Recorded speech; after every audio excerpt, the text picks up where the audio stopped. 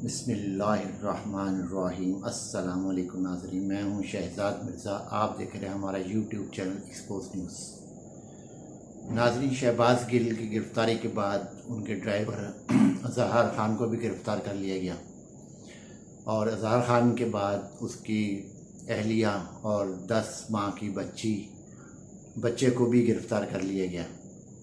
ये है हमारा यहाँ पे कानून कि टेढ़े को छोड़ दो, सीधे को ठोक दो। ये टेढ़े को छोड़ दिया जाता है, सीधे को ठोक दिया जाता है। मरीम नवाज़ जब गिरफ़्तार हुई थी, उनके लिए बेड का बंदोबस्त हुआ, उनके लिए टीवी का बंदोबस्त हुआ, मोबाइल का बंदोबस्त हुआ, खाने पीना घर से आता था, हर चीज़ उनके लिए घर से आती थी। ये तो खैर एक अलग इशू है, इस पर कभी दोबारा वीलॉग तफसील से बनाऊँगा। तो नाज़रीन, आज जो सबसे अहम इशू जो मैंने आज वीडियो बनानी है वो बनानी है अज़हर ख़ान की अहलिया पे। जब वो अदालत हाज़िर हुई, उसके बच्चे को उसके पास नहीं रहने दिया, उससे दूर रखा। बच्चा भी रोता रहा और इतना दिलदोज़ वो मंज़र था जिस वक्त ये अदालत में पेश किया गया। उस औरत का क्या कसूर है बेचारी का? वो एक घरेलू औरत है, उसको गिरफ़्तार कर लिया गया, उस पर अब वहाँ बंद किया गया, वहीं वाशरूम है, वहीं सब कुछ है। और ये क्या मरीम नवाज़ इस वाशरूम में बंद हो सकती है? वो इस सेल में बंद हो सकेगी जहाँ ऐसे वाशरूम बना हुआ है? क्या मरीम नवाज़ बहुत ज़्यादा सुपीरियर है? वो इंसान से बढ़कर है कोई चीज़ है? उसके लिए तो कोई ऐसा कानून नहीं शामिल किया गया उस वक्त भी, इसको ऐसे रखना है, ऐसे रखना है। हर चीज़ VIP उसको दी गई, हर किस्म की सहूलियात से फ़राहम किया गया, हर किस्म की सहूलियत फ़राहम की गई, मेडिकल फ़राहम किया गया। उस औरत जो घरेलू औरत है बेचारी, उसको पकड़ के उठा के ले आया अज़हर ख़ान। क्या इस तरह जो इनके ड्राइवर्स हैं इनको पकड़ा जाता, फिर ये चीखते हैं नहीं हमारे ड्राइवरों का कसूर है, हमने क्या कर दिया, हमारे ड्राइवर्स ने क्या कर दिया, हमारे मुलाजमिन ने क्या कर दिया, उनको क्यों कहा गया कुछ? तो नाज़रीन, ये जो एक वाक़या है, और आज अभी ट्वीट किया मरीम नवाज़ ने, जी मैंने राना सनाउल्लाह से बात कर ली है कि वो उसकी अहलिया का क्या कसूर है और बच्ची का, उसको छोड़ दिया जाए। इससे ये साबित होता है कि मरीम नवाज़ के इस बयान से ये साबित होता है कि वज़ीर-ए-आज़म शहबाज शरीफ नहीं है, वज़ीर-ए-आज़म मरीम नवाज़ है। वो उससे सामने डमी है, उससे जो काम करवाया जाता है वो कर देता है। वो एक तोते की तरह है, तोता जैसे तोते को बोला जाता है तोता रटा हुआ था, वैसे तोते की तरह वो बोलता है। असल आज भी मरीम नवाज़ काम कर रही है, मरीम नवाज़ ही वज़ीर-ए-आज़म है। और इस मुल्क में इस वक्त 3 वज़ीर-ए-आज़म हैं, 2 यहाँ पर हैं, एक लंदन में है, एक शहबाज शरीफ, एक मरीम नवाज़ और एक नवाज शरीफ। आज का जो बयानिया आया, ट्वीट किया मरीम नवाज़ ने कि मेरी राना सनाउल्लाह से बात हो गई है, उनको मैंने कह दिया कि उसकी अहलिया को और बच्ची को छोड़ दो। इसका मतलब है कि अज़हर ख़ान को भी मरीम नवाज़ के कहने पे गिरफ़्तार किया गया है, शहबाज गिल को भी मरीम नवाज़ के कहने पे गिरफ़्तार किया गया है। इसमें रियासत का कोई काम नहीं है, नया रियासी अदालतों को काम है, उनको इस्तेमाल करके उसको गिरफ़्तार किया गया। इस ट्वीट से, जो आज ट्वीट की है मरीम नवाज़ से, इससे ये साबित होता है कि ये जो है तमाम ड्रामा जो रचाया गया है गिरफ़्तारी का, और जो बयानबाजियाँ जो दफ़ात लगाई गई हैं, वो मरीम नवाज़ के मशवरे के मुताबिक ही सारा काम हुआ है, उनकी मंशा के मुताबिक काम हुआ है। इसमें शहबाज शरीफ का कहीं कोई हाथ नहीं है। ये टोटली जो है ज़िम्मेदार मरीम नवाज़ है, और जो कि मरीम सफदर कहलाते हुए इसको शर्म आती है, और मरीम नवाज़ कहलाते इसको फ़ख्र होता है कि चोर की बेटी है, उधर चोर का बीवी है, दोनों तरफ चोर है, वो बड़ा चोर है, इसलिए इसको फ़ख्र होता है।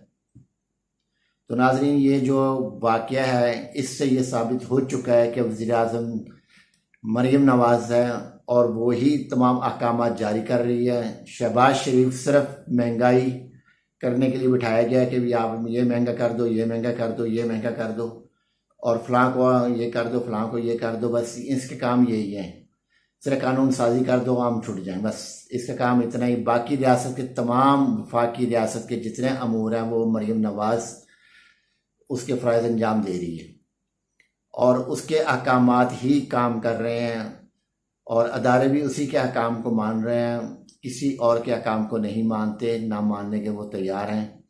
हर चीज़ मरीम नवाज़ जो भी वहाँ पे ट्रांसफ़र पोस्टिंग हो रही हैं FIA में, या दूसरे इदारों के अंदर, वो सारे मरीम नवाज़ के कहने पे ही हो रही हैं। आज इस चीज़ का साबित हो चुका है, इस ट्वीट से साबित हो गया है। कल अगर उसकी रहाई हो जाती है, उसकी बीवी की, अजहर खान जो ड्राइवर है डॉक्टर शहबाज गिल साहब का जो ड्राइवर है अजहर खान, अगर उसकी बीवी की रहाई और बच्चे की रहाई कल हो जाती है, तो इससे ये पक्का साबित हो गया, 100% साबित हो गया कि मरीम नवाज़ ही वज़ीर आज़म है। उसी के अहकामात राना सनाउल्लाह और दीगर लोग जो है मानते हैं, शहबाज शरीफ के अहकामात को नहीं माना जाता, उसको नज़रअंदाज कर दिया जाता है। नाज़रीन, जहाँ वज़ीर आज़म की ये हालत हो कि जिसके अहकामात नहीं तस्लीम किए जाते, तो वहाँ पे आप क्या तवक्को रखेंगे यहाँ पे कोई मुल्क चल सकता है, कोई रियासत चल सकती है? कभी कोई रियासत नहीं चलेगी, ना कोई कानून की अमलदारी होगी, ना कोई आइन की अमलदारी होगी, क्योंकि शहबाज शरीफ को कह के किया जाता है भाई इस पे साइन कर दो, वो साइन कर देता है। जो भी इंस्ट्रक्शंस, तमाम हदायत आती हैं, वो आती है मरीम नवाज़ की जानिब से। तो नाजरीन, ये एक हमारे मुल्क के साथ घिनौना मजाक किया जा रहा है। ये एक मजाक है। जो आइन की बालादस्ती की बातें कर रहे हैं वही मजाक आइन का उड़ा रहे हैं, वही कानून का मजाक उड़ा रहे हैं। क्या अदलिया सो रही हैं? मुल्क में अदलिया नहीं है, या अदालतें ख़त्म हो गई मुल्क के अंदर? कि मरीम नवाज़ जो कहेगी वो होगा, जो अदालत कहेगी वो नहीं होना? इससे ये साबित होता है अदलिया भी मरीम नवाज़ के कहने पे चलती हैं। इससे ये साबित हो चुका है कि अदलिया भी, आज उसे मरीम नवाज़ ने राना सनाउल्लाह को कहा, इसका मतलब राना सनाउल्लाह अदलिया को बोलेगा, वो रहाई हो जाएगी। इसका मतलब अदलिया का अपना कोई रोल नहीं है, उसका अपना कोई कानून नहीं है, उसकी अपनी कोई मोहर सब नहीं है कि वो किसी को वो बेगुनाह साबित कर दे। ये कहेंगे बेगुनाह साबित होंगे, ये कहेंगे तो गुनाहगार साबित हो जाएंगे। आज मुकम्मल तौर पे आप इत्तफाक करें या ना करें, कोई इस चीज़ को माने या ना माने, मेरे जो व्यूअर्स हैं वो देखते हैं, वो भी इस चीज़ को अगर नहीं मानते तो वो उनकी अपनी है। बहरहाल हक़ाइक़ ये हैं कि मरीम नवाज़ वज़ीर आज़म है, इम्पोर्टेड वज़ीर आज़म जो है बैठा हुआ है, वो सिर्फ एक डमी है। असल वज़ीर आज़म जो है वो है मरीम नवाज़। तो नाजरीन, ये वाक़यात अगर बढ़ते गए तो लाजमी कि मुल्क में अनारकी फैलेगी। दूसरा इशू नाजरीन, छोटा सा आपको एक बता दूं कि इमरान खान ने तसादुम से बचने के लिए और मुल्क में अमन रखने के लिए उन्होंने अपना प्रोग्राम इस्लामाबाद से लाहौर कर लिए कि लाहौर जलसा मैं करूँगा हॉकी स्टेडियम में। मगर मरीम नवाज़ ने राना सनाउल्लाह के ज़रिए जिस जमात को कहा गया है कि जी आप उस दिन रैलियाँ निकालें, तो ये फिर तसादम की तरफ लेकर जा रहे हैं ताकि पंजाब के अंदर किसी तरीके से तसादम हो, हमें गवर्नर राज लगाने का मौका मिल सके।